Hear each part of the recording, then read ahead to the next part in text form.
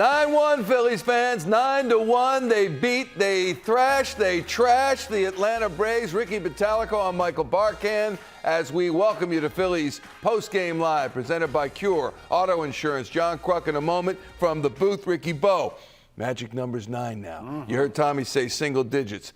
By Thursday, I mean hypothetically, by Thursday, they could have clinched a playoff spot. How about that? Hypothetically. They're on pace for 90 wins. How about that? That's nice. It's good to hear. This is the type of game that the Phillies really needed, I think, for a lot of reasons. When you're up a lot in a game, you kind of can relax a little bit and have some fun while playing the game. And Aaron Nola, outstanding. 6 innings. You didn't have to overthrow him. I know he threw 104 pitches, but stressless. I mean, to be completely honest with you, all he had to do was go out there, you know what, hit your spots and just get through innings. That's what it was like, pretty much being an innings eater once the Phillies took a commanding lead. Phillies are chasing October. We're chasing November. But let's go to October 1st. Presented by your Tri-State Toyota Dealers Association. Bobo, look at this. Right now, with the Padres game still in the balance, the Phillies and San Diego are tied, even up. The Phillies own the tiebreaker, so really, Phillies right now are in the second spot, and the Brewers won. They're 2.5 up on the Brew Crew. And the Padres are hitting right now as we speak in the top of the 8th inning, down 3-2 to the Rockies at Coors. Very nice. Nice to hear, huh? Nice to hear. Let's go to John Kruk right now. He said during the game, it's going to be a nice post-game program tonight with the Phillies win. No ranting and raving, except to the positive. Krucker, how about this? We were talking about this during the 7th inning hit. Did the Phillies need this as much for themselves or to convince the fans, viewers, the pundits that they are still in this thing and can do some damage in the postseason tournament? Michael, I honestly think they did it for themselves. Like right now, it's time for these 25, 26 guys on the active roster to be selfish and just say, you know what, we're playing for ourselves. We're playing for each other. We're playing for this team. We can't worry about all the outside noise going on. And that was the hardest thing. I remember going through, September, when we were in first place and had a chance to get into the playoffs. The hardest thing was not reading what everyone's writing, not listening to what everyone is saying, and just trying to block everything out and just focus on the 25. Well, we had 25. I think they have 26 or 27 now. Whoever's on your roster, just concern yourself with that. John, how important was it for a guy like Rhys Hoskins tonight to get his stuff going offensively? Because that was the best he's looked in months.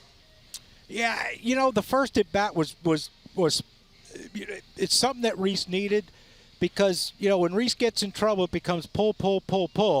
And that's when he starts going into a little bit of these slumps he goes in.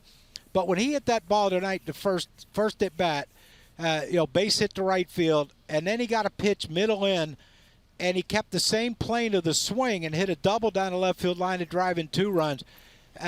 Normally when Rhys is struggling, you see that ball he'll hook it. Oh, I got papers flying everywhere. He'll hook that thing foul. Now we have a strike on you. But he kept it fair, and then the home run. My God, where'd that wind come from, Carl? But anyway, then he hits the home run, and he keeps that fair too. Hopefully, we've seen Rhys when he gets hot, and it can last a while. Hopefully, this is one of those spots where he gets hot and it lasts for a while. That's why you're wearing a windbreaker. And it looks so cold good on up you. Here, man. I bet it is. And you know what? It's autumn baseball. You're playing autumn baseball. It's a good thing. One of the pregame thoughts by you that I love was you said Bryce Harper, should he continue to struggle, that this team can still make the playoffs. Now, I don't think he's going to struggle that long. There are 12 regular season games left. But it's good news that the rest of the lineup is picking him up. He's batting .288, John. Yeah, and Michael, but when he was out with the thumb injury and the subsequent surgery, the team played really well, and so that tells you that we're not dependent on one person.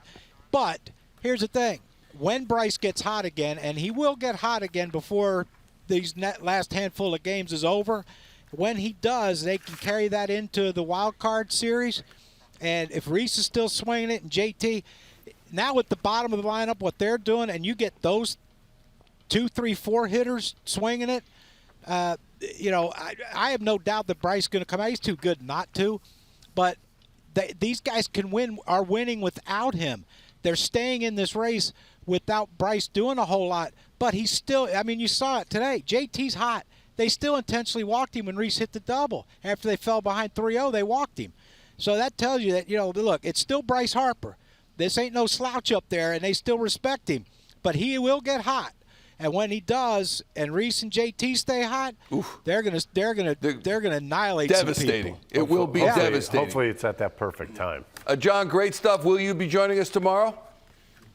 I don't know. Schmitty's here. I don't know who's doing the post game tomorrow. No, it'll be you. That's a good point. I can't wait. I hope it is. Well, if it's Schmitty, I'll talk him into letting me do it because I love doing this with you guys. I know you do. I know you got fingers and toes, Kruk. Get out of here. That's John Kruk in the booth. He really loves us, even though he's going to wink right now. Okay. Hey, by the way, go real ahead, quickly, Ricky a Bo. little breaking news. Not good news. Not good terrible news, but Juan Soto just hit a solo home run to tie that game up at 3 out in Colorado for the Padres. Oh, my goodness. All right.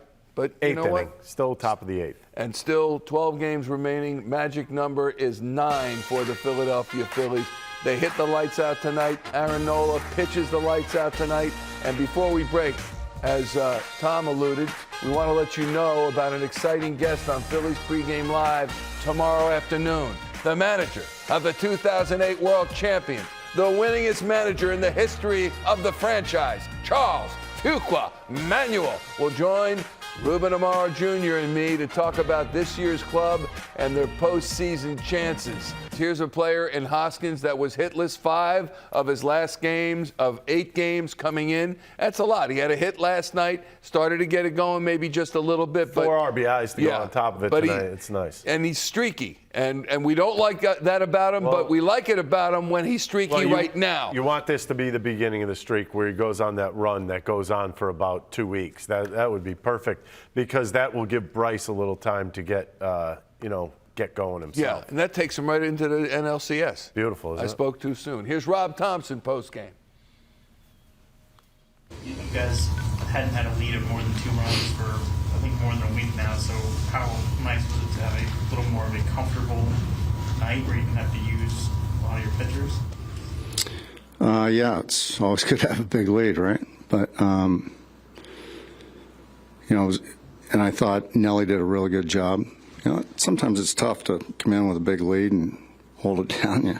But he did a great job, and it was good to get Brogdon a nice, easy inning like that, and he really threw the ball well. Thought his cutter was good, and his changeup was excellent. So get a little confidence boost out of that. What do you think of Nola? He was good. A lot of pitches, but long innings because we hit for a while tonight.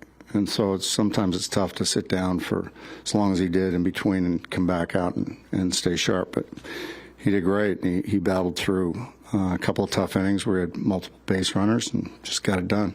Showing some extra velo in that first inning. Does that say anything to you about where he's at? Yeah, it looks like he's fresh, as fresh can be, and a nice cool night.